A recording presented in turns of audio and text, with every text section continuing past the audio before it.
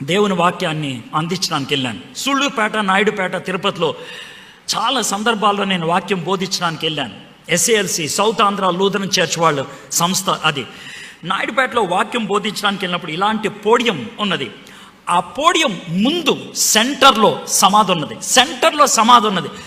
ఆ సమాధి ఎవరిది అని చూస్తే మిలియస్ అనేటువంటి మిషనరీది.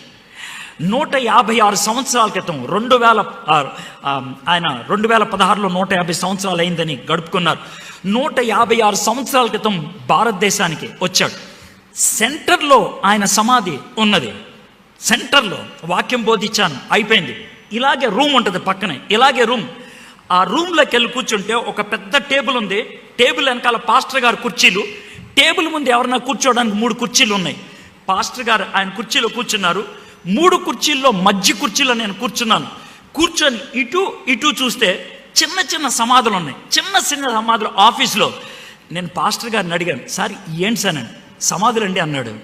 ఏంటి సార్ ఇక్కడ పెట్టారంటే, మిషనరీ గారు పిల్లలు చచ్చిపోతే దగ్గరే ఉంటుంది, బాగుంటుందని ఇక్కడే పాతి తీసుకున్నాడు సార్ ఆయన. మీకు అర్థమవుతుందండి? మీకు అర్థమవుతుందా? పిల్లలు చచ్చిపోతే అక్కడే పాతి పెట్టి పరిచయం చేసి ఎక్కడ చచ్చిపోయాడైనా. ఇంటికెళ్ళదాయనా.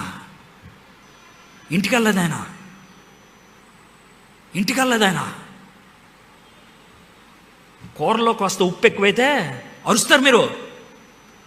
బిర్యానీలో ముక్క అందకపోతే పాస్టర్ని తిడతారు మీరు. చర్చికి వచ్చి సీటు దొరకకపోతే అరుస్తారు మీరు. మీటింగులకు వస్తే ఇంటికి వెళ్ళడానికి ఆటో ఖర్చులు ఇస్తారా అని అడుగుతారు మీరు. ఏం మనుషులండి మీరు? ఆలోచించండి ఒకసారి. అయితే ఈ మిలియస్ అనేటువంటి ఆయన మొట్టమొదటిగా వచ్చింది తిరుపతికి. సూళ్ళూరుపేట తిరుపతి వెళ్ళాడు. తిరుపతిలో నేను నవంబర్లో మాడుతూ ఉన్నప్పుడు వాళ్ళు ఒక స్కూల్ చూపించామన్నారు తెలుసా. సార్ ఇక్కడ సర్వేపల్లి రాధాకృష్ణ చదువుకున్నాడు అని అన్నాడు. అవునా, పేరు చూస్తే వేరుగా ఉందే అన్న. అమ్మేశారు సార్ మనవాళ్ళు అన్నారు. అమ్మేశారు వాళ్ళు. ఆ పక్కకి వెళ్తే 16 సమాధులు ఉన్నాయి. 16 సమాధులు ఉన్నాయి.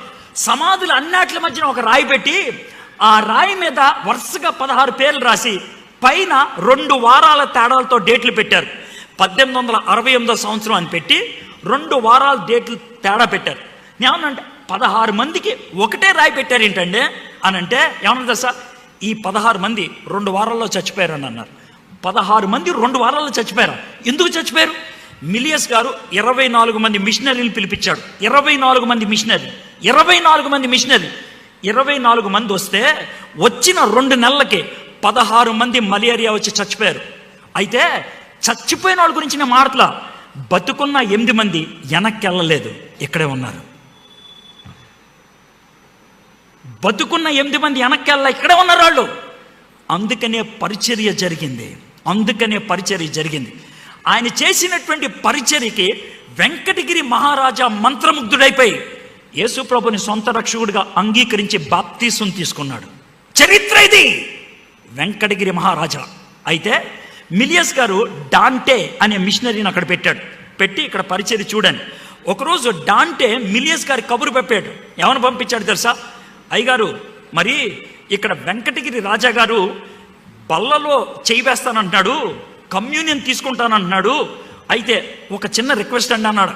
ఏంటనంటే, శూద్రుడితో కలిసి ఆయన ఒక పాత్రలోది తాగడానికి ఇష్టం లేదంట, ఇంకో పాత్ర వేరుగా పెట్టమంటారా వెంకటగిరి రాజాకి అని అన్నాడు. అవునా, నేను వస్తున్నాను, వచ్చే ఆదివారం నేను వస్తాను అని గబగబా గుర్రం ఎక్కి సూళ్ళూరుపేట నుంచి ఆయన వెంకటగిరి వెళ్ళిపోయాడు. ఈయన అనుకున్నాడు, నేను చేసిన పనికి మిలియస్ గారు ఎంతో ఆనందపడిపోతాడు అనుకున్నాడు.